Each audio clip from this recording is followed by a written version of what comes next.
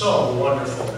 Hall of Philosophy, Chautauqua Institution, and also the location where Robert H. Jackson was, in answer to a recent Jeopardy question, named the only person in the history of the United States to be a Solicitor General, Attorney General, and a Justice of the Supreme Court.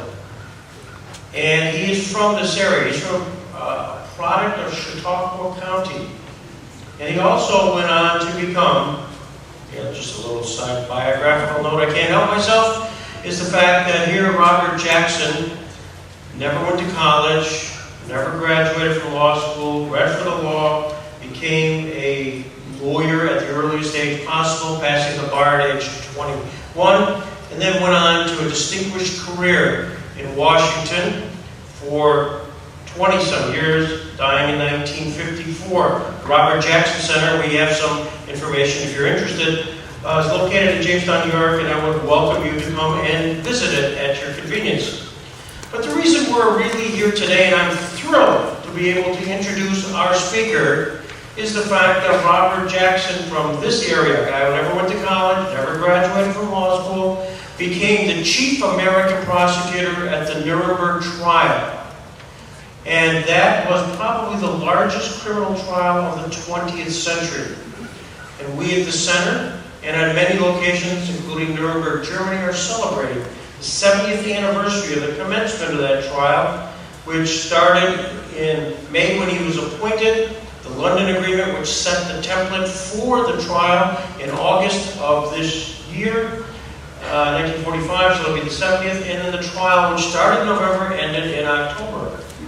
And the Nuremberg trial continues to be the template upon which the trials of today, the International Criminal Court, international tribunals at Sierra Leone, Cambodia, Yugoslavia, all are a part, and they draw their inspiration from the Nuremberg trial, which was, the architect was Robert Jackson, and he's from right here.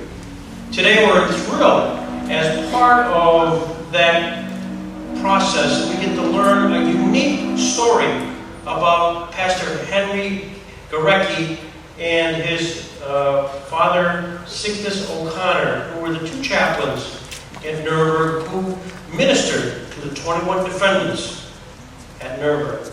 Because I must tell you, I've done over hundreds of interviews of people who were involved at the Nuremberg trial, and everybody's curious, who were these 21 people? What were they like?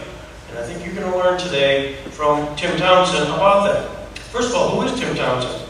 He's formerly the religion reporter at the St. Louis Post-Dispatch, holds a master's degree from Columbia University Graduate School of Journalism and Yale Divinity School. He has written for the Wall Street Journal, the New York Times, and Rolling Stone, among other publications. In 2005, 2011, and 2013, he was named the Religion Reporter of the Year by the Religion News Writers Association, the highest honor on the, quote, God beat, end quote, at American newspaper. He is currently an editor at Timeline.com, a media startup that posts news in a historical context. They have an app. I've just seen it. Spent last couple days rereading, and it's magnificent. You're going to really enjoy it. I hopefully, based on his speech, you buy this book, Mission at Nuremberg, by Tim Townsend. Tim? Last time I was at Lake Chautauqua was nearly 40 years ago, in the summer of 1977. My family had just moved to Pittsburgh from Mexico City, where we had lived for a few years, and it was our first 4th of July back in the United States. And my parents rented a place with some other families directly across the lake. It was a house that was built more than a century ago by the Welch family, the Welch grape juice fame. I was 7 years old, so I don't have a lot of clear memories, aside from just sort of splashing around in the water and just pretty much being in heaven. Our first night in the lake house was especially exciting because somebody discovered a bat in one of the bedrooms. And so moms were screaming and dads were chasing bats with brooms and golf clubs, and kids were generally just thinking that this was possibly the best moment that's ever happened on Earth. So returning to Chautauqua now as an adult, I can see why I remember it so fondly. It's a heavenly place.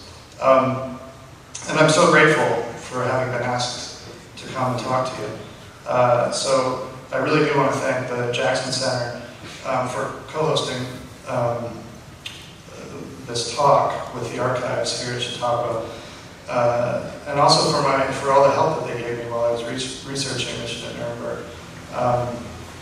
Special thanks to John Garrett, who is a law professor at St. John's University, and he's a member of the board of the Jackson Center. And I think he knows more about the Nuremberg trials than probably anybody else on earth. And John sort of pointed me towards some great sources along the way as I was researching, and read parts of my book before it was published, so I'm sure saved me from a ton of embarrassment. So thank you to him for that.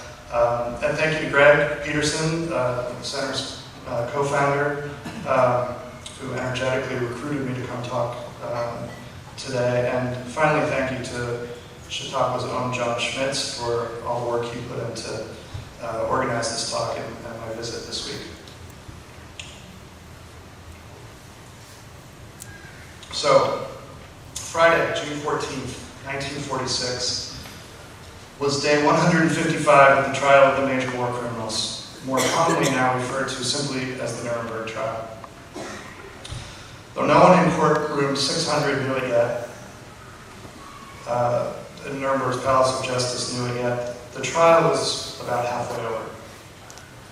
On day 155, Franz von Papen, Hitler's former chancellor, was on the witness stand. As he testified, the Third Reich's radio propaganda chief, Hans Fritzsche, a sub-lieutenant of Joseph Goebbels, wrote a letter which Walter von Schirach, the former leader of the Hitler Youth Movement, then translated into English. It was addressed to Mrs. Alma Gerecke of 3204 Halliday Avenue in South St. Louis. Holding Nazi leaders accountable for World War II was an experiment. At the time, there was no legal precedent for framing criminal charges against the perpetrators of a war of aggression.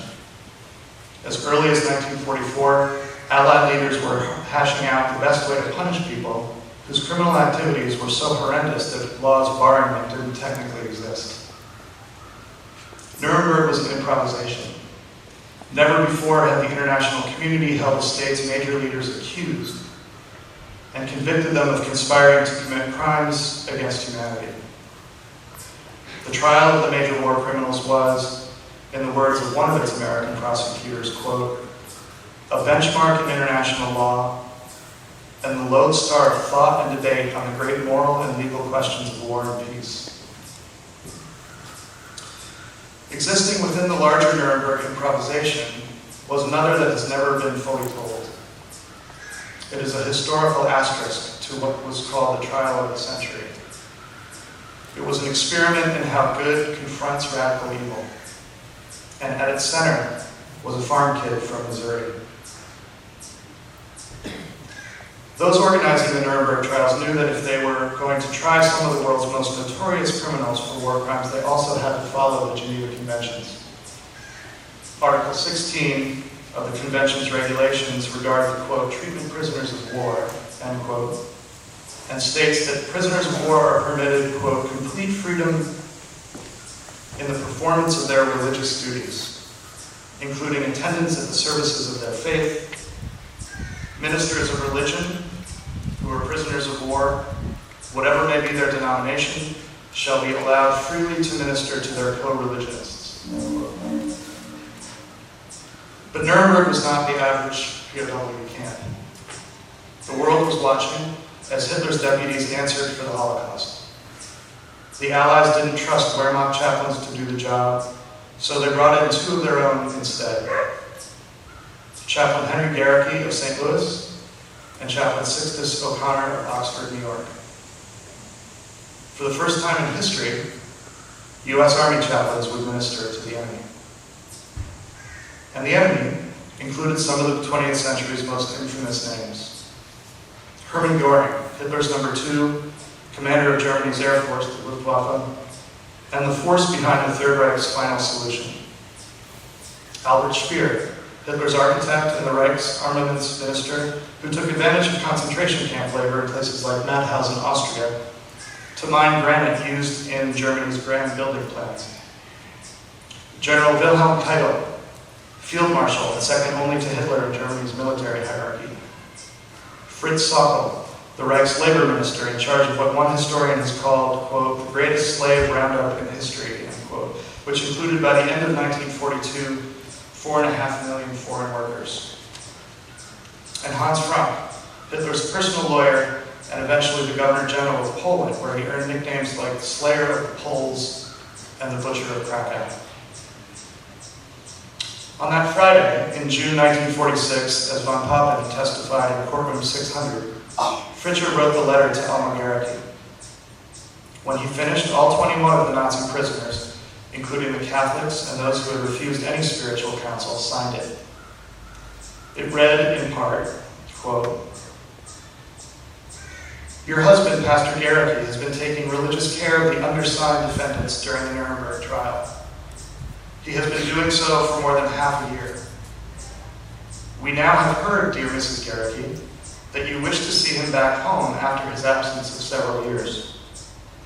Because we also have wives and children, we understand this wish you have very well.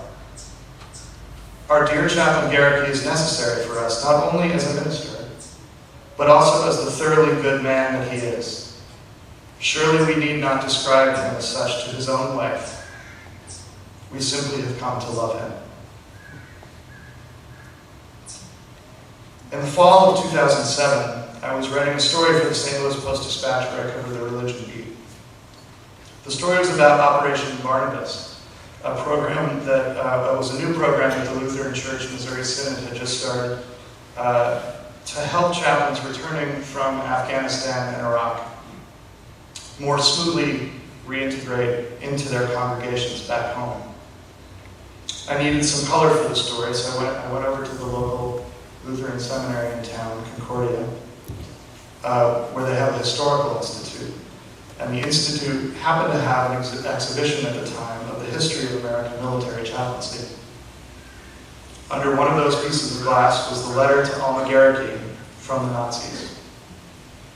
I read the word love just above the signatures of the perpetrators of the genocide, and I thought, there's probably a story there. That story, for me and for Henry Gerecke, began at Zion Lutheran Church, about 10 miles west of the Mississippi River in Gordonville, Missouri.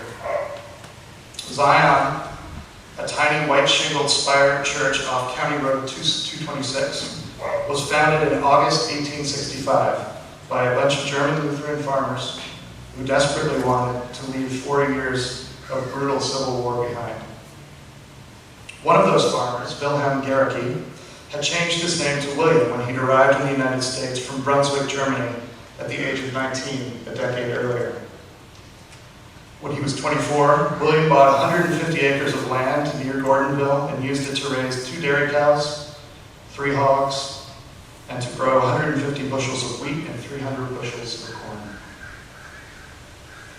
In 1863, William enlisted in the Union Army, leaving his wife, a fellow German immigrant named Caroline Lukey, and a toddler at home. A second son, Herman, was born just months after William left for war. William survived the war, but died at age 29, just 3 months after helping to found Zion. His son Herman, second son Herman, grew up to take over the farm, and his firstborn child, Henry, was baptized in August 1893 in the church his grandfather had founded almost exactly 28 years earlier. Herman, like most farmers, thought of his work as a family project. And Henry worked essentially as a farm laborer alongside men Herman hired to help bring in the harvest, fix ailing machinery, and plow the fields. By 1908, Henry was 14 and felt a call to the ministry.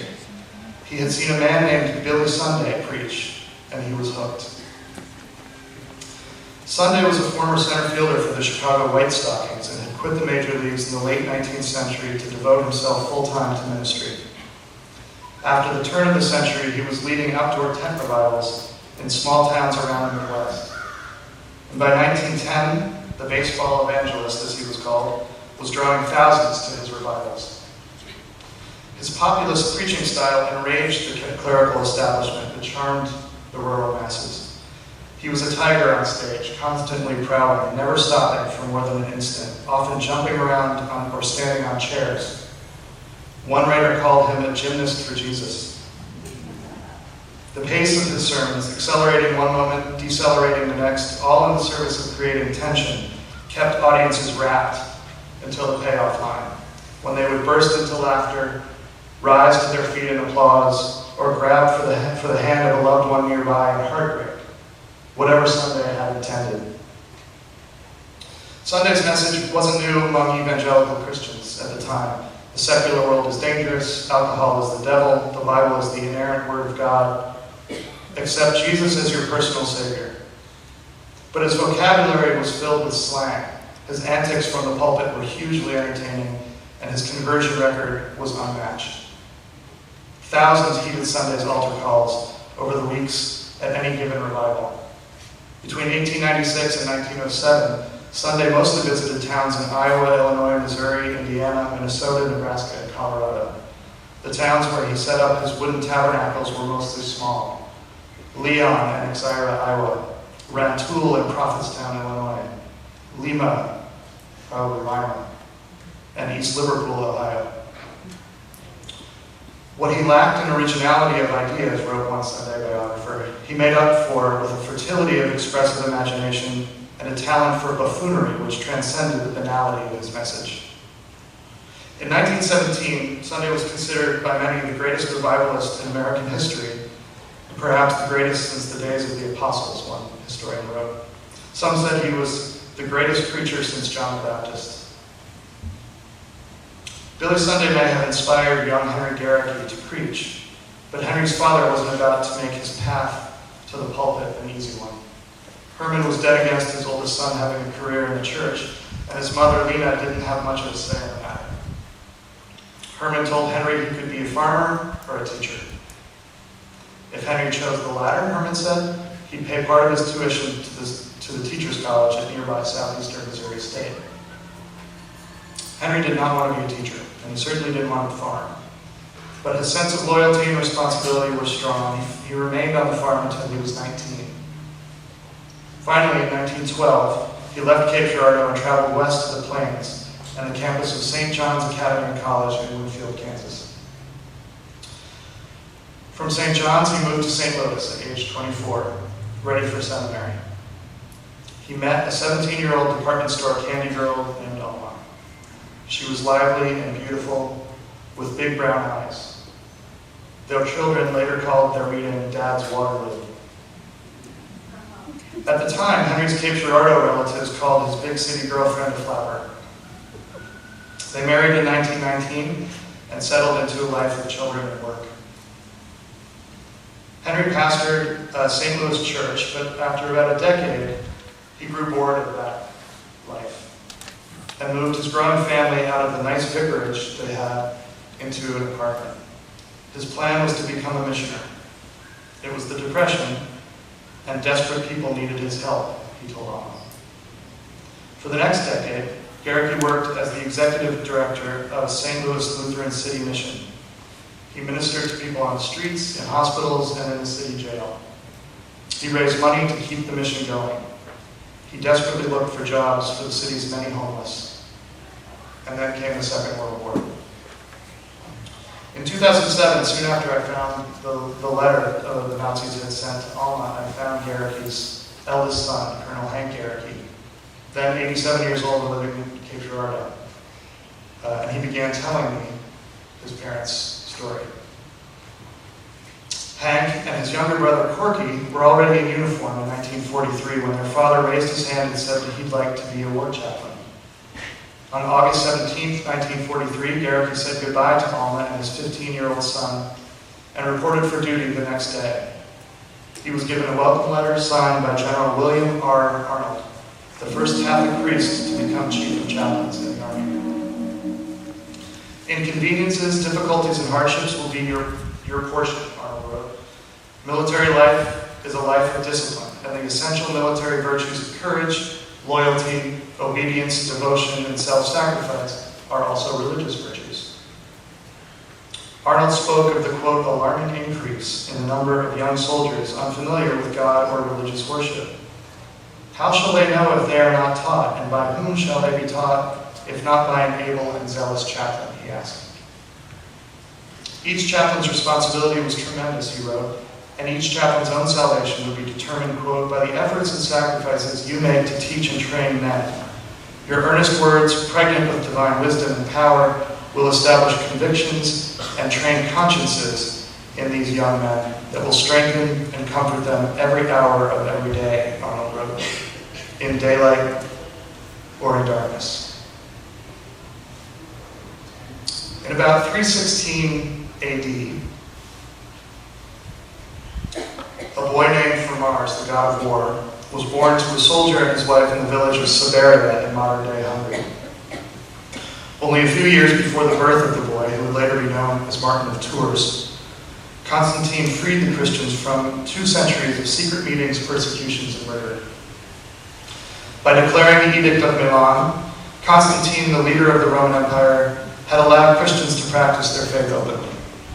While his parents worshipped and offered sacrifices to the Roman gods and the emperor himself, Martin, even as a child, was drawn to Christianity, specifically to its followers who had so recently been killed by Constantine's slaughterous predecessor, Diocletian, and the ascetics, hermits who adopted a form of martyrdom by living a life of prayer, alone in the woods or in the desert. When Martin was 15 years old, a decree was sent down from the emperor that required all sons of veterans to join the army, changing Martin's plans in a solitary life for Christ. Instead, Martin found himself a member of the extravagantly uniformed Imperial Guard, one of 500 cavalrymen protecting the emperor himself during military campaigns. The Imperial Guard was stationed at Amiens, a city in Gaul near the Roman frontier. During a particularly cold Amiens winter in 335, many of the city's poor were freezing to death. One day, as Martin came through the city gates, he saw a beggar sitting on the ground shivering. Martin had no money to give the man, so instead he cut his cape in two with his sword and gave one half to the beggar. The white cape, lined with lambskin and fastened to the right shoulder with a brooch, was distinct to the elite corps that protected the emperor.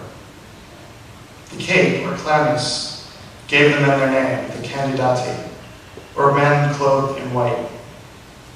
Those watching the scene between the soldier and the beggar laughed as Martin put the other half of the white cape back around his own shoulders. That night, Martin, who was still not baptized, dreamed that he saw Christ wearing the half of his cape he'd given to the beggar. Martin became a Christian, then a bishop, and he founded a monastery.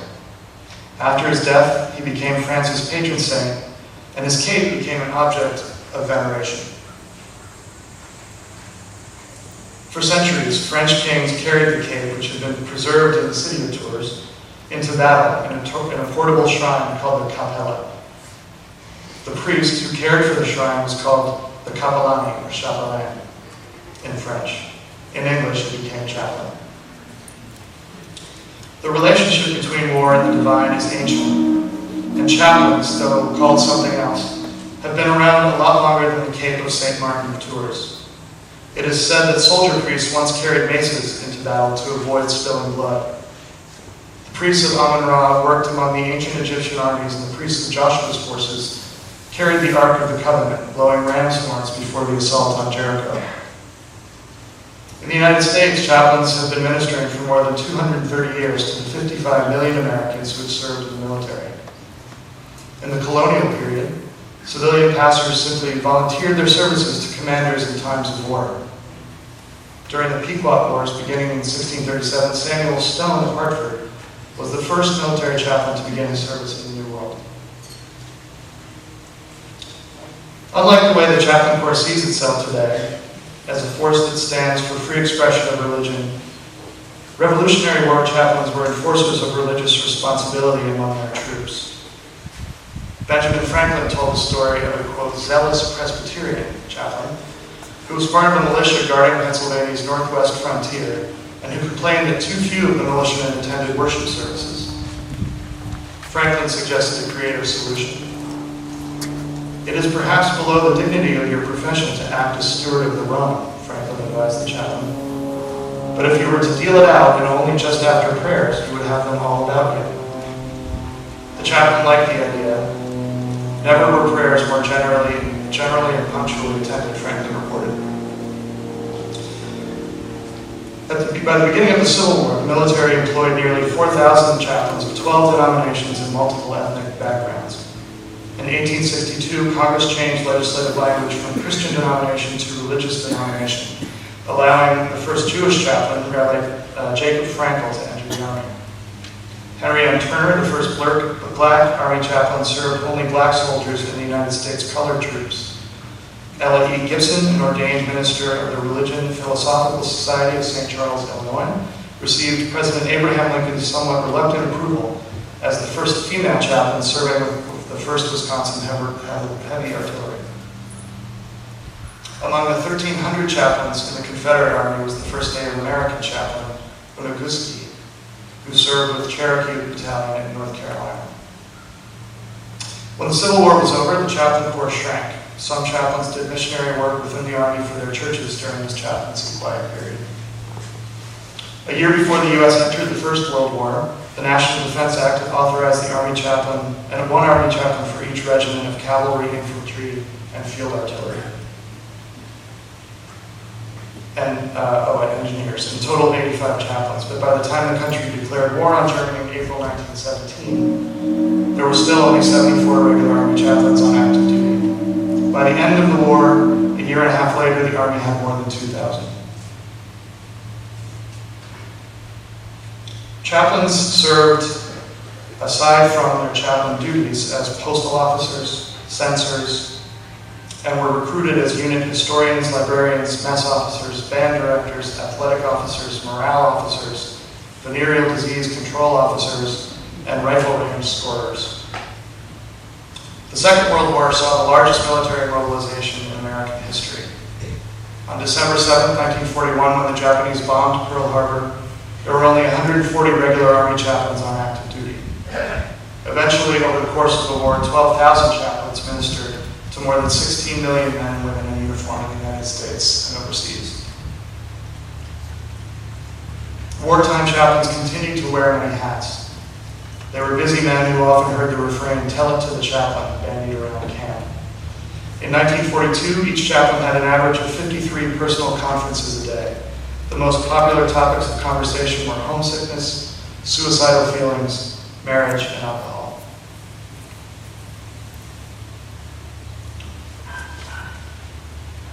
With 478 casualties in the Second World War, the chaplain branch suffered the third most combat deaths by percentage, behind the Air Corps and the infantry. Some historians attribute those losses to the chaplain's "be there" philosophy. Many Catholic chaplains felt compelled to give last rites to dying troops and were killed as they did so. Others wanted to be on the front lines with their men to counsel them as much as they could and provide some sense of prayer and relief during battle. Chaplains did, however, have help.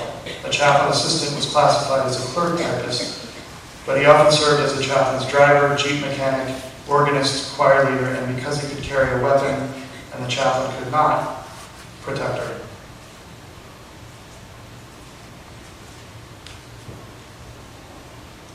On August 18, 1943, Henry Gerecke walked onto the campus in Cambridge, Massachusetts at Harvard University, 2 weeks after his 50th birthday. The Army assigned Garrity to the 98th General Hospital, which in 1944 landed in Hermitage, about 60 miles west of London in the south of England. There, the 98th set up a 1,000-plus bed transit hospital, where doctors and nurses would literally just stop the bleeding, as wounded GIs were flown in from the front lines in Europe, before being put on a train to larger hospitals in London. When the war was over, the 98th was sent to Germany to take over a bombed-out hospital in Munich. In the fall of 1945, Colonel Burton Andrus, the commandant of the Nuremberg prison, heard about a Lutheran chaplain in Munich who could speak German and who administered to men in the St. Louis City jail system. Gerecke was given the assignment, but he was also given the chance to turn it down. Gerecke prayed hard about the decision. He asked himself how a preacher from St. Louis could make any impression on the disciples of Adolf Hitler. During his months in Munich, Gerecke had taken several trips to Dachau. He'd seen the raw aftermath of the Holocaust. He touched the inside of Dachau's walls. If ever he could hate the sin and love the sinner, he thought, now was the time. He returned to his commanding officer and accepted the assignment. Garrity wasn't the only chaplain in Nuremberg. The assistant chaplain was a Franciscan friar from upstate New York. Father Sixtus O'Connor had been a chaplain with the 11th Armored Division, known as the Thunderbolt, during the war. The 11th fought in the Battle of the Bulge and moved east over the winter of 1944-45. O'Connor earned a Bronze Star, ministering during combat to men suffering what the Army then called battle fatigue. In May 1945, the 11th helped liberate Mauthausen concentration camp, outside Hitler's hometown of Linz in Austria, where nearly 100,000 people were tortured and murdered between 1939 and 1945. A unique feature of Mauthausen was the Wiener Graben granite quarry, owned by an SS company called the German Earth and Stone Works. Albert Speer contracted with the quarry to supply the granite for his great visions of Nazi buildings and monuments, many of them in Nuremberg. The 186 steps to the quarry floor, called the Stairway of Death by prisoners, were badly cut into the clay and slippery. When workers reached the bottom of the steps, they strapped massive granite slabs on their backs and were then sent back up the Stairway of Death. When a man reached the top of an SS guard may have directed him to throw the slab from the top of the sheer quarry wall, 12 stories high, back down to the bottom of the pit, then demand he run down and bring the same boulder back up the steps. Throwing prisoners 12 stories to their deaths below was also a cheap, effective murder method for the guards. The SS called the victims of such murder parachutists. Mauthausen held 66,500 prisoners on May 4th, 1945, the day before it was liberated. More than 450 died each day during the following week. Father O'Connor buried nearly 3,000 people between May 8th and May 31st. Ernst Kaltenbrunner was responsible for much of that death. He was the head of the Reich Security Main Office and controlled the Gestapo, the SD or Security Service, and the Security Police. He had authority over the Einsatzgruppen units that roamed Eastern Europe, killing as many Jews as they could find. And as Adolf Eichmann's superior, he was responsible for the administrative apparatus behind the entire concentration and extermination camp system. 3 months after helping to liberate Mauthausen, Father O'Connor was in Nuremberg ministering to Ernst Kaltenbrunner. In the Nuremberg prison, the two chaplains fashioned a 169-square-foot chapel by knocking down the wall between two cells. They outfitted it with chairs as pews, an altar, some candles, and a small organ. It was in this chapel that Gerecke and O'Connor believed they had been successful in their mission to bring as many of the imprisoned Nazis back to Christianity as they could before escorting them to the gallows. It was in this chapel that they celebrated Christmas Eve worship services with men who had helped to murder millions. Both chaplains would return home immediately after the executions and continue their ministries in different ways. O'Connor returned to teaching philosophy at Siena College in Loudonville, New York. Gerecke continued to try and reach people most would simply consider evil and unworthy of attention at all. Murderers and rapists incarcerated in a maximum security prison in Chester, Illinois.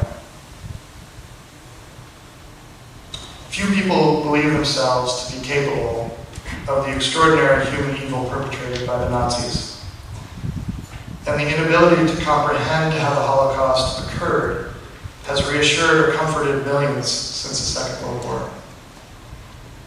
Philosopher Arne Belson has written that, quote, "It helps side us, normal men, as we take ourselves to be, against the doers, the Nazi perpetrators. The doers, we like to think, are not like us.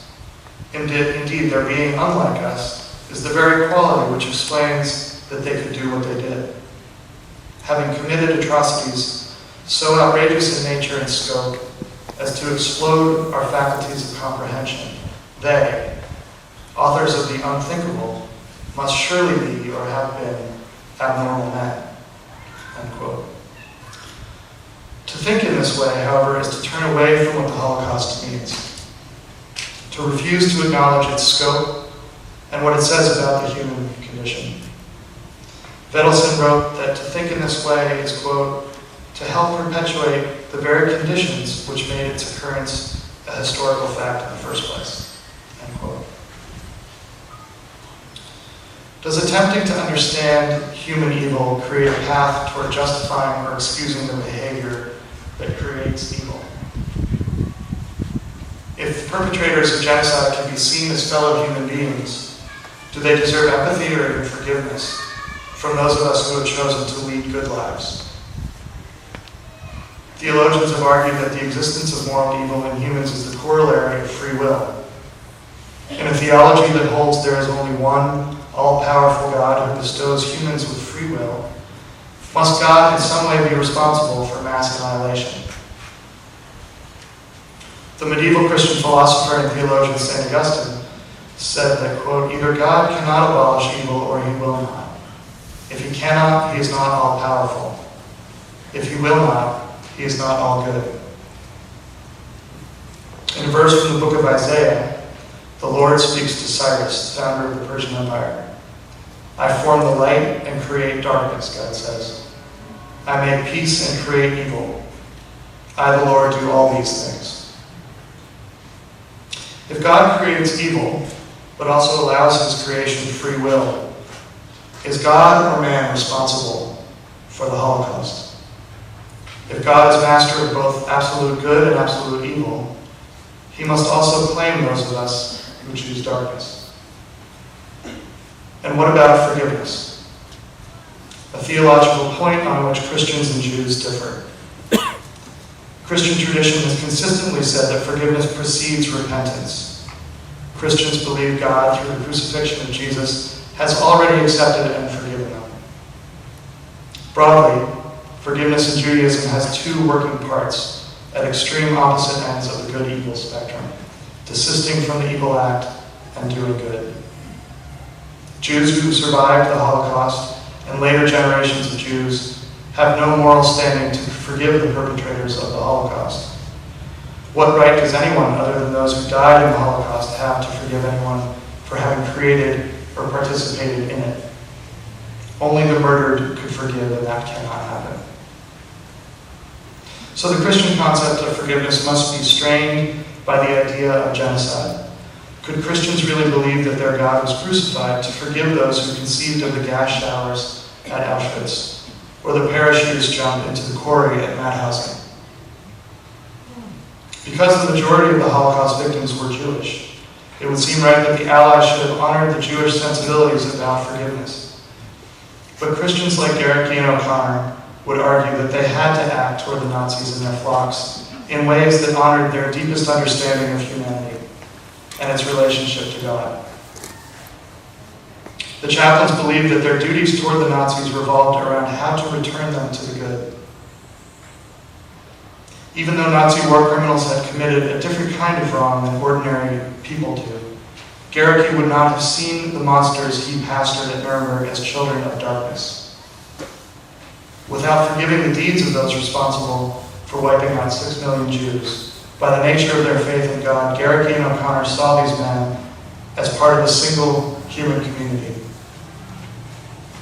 Once they recognized the men in Nuremberg as just men, ministering to them despite the horrors they executed, became a matter of attempting a transformation. The Nuremberg chaplains' one single burden was to return mass murderers from darkness to the good of their own light. Thank you very much.